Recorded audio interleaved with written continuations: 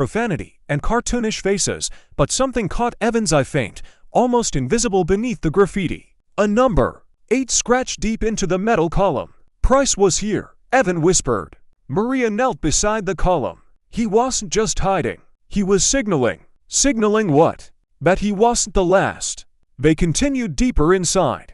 In a storage room near the back, Evan found a small pile of ashes. Recent. Someone had burned papers here, trying to erase something. He sifted through the warm soot and found one half-destroyed photo. 8 teenagers smiling awkwardly at a summer fair, each wearing cheap plastic bracelets.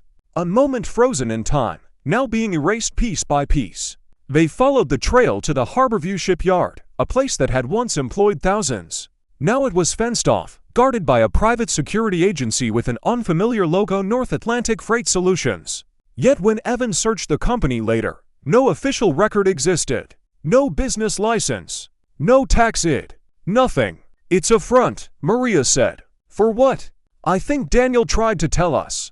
Bodies in crates.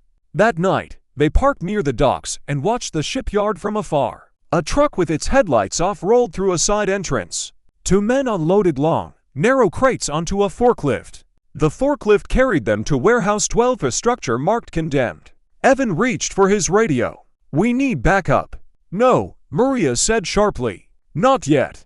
We don't know who we can trust." He hesitated. "You think someone would tip them off?" "I think someone already has."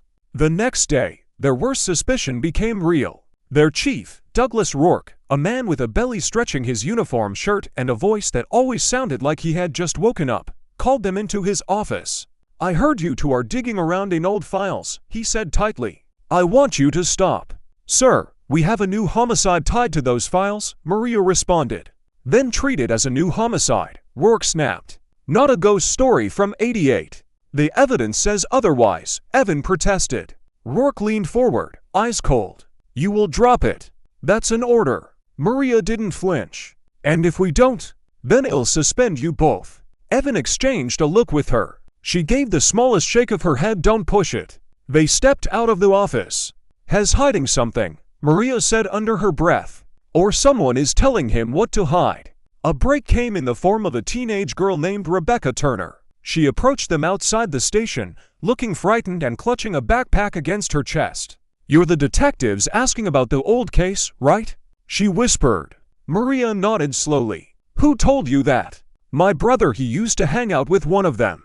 "With Daniel?" "You knew Daniel Price?" Evan asked. "Sort of. I was just a kid. But he left something behind. Something my brother kept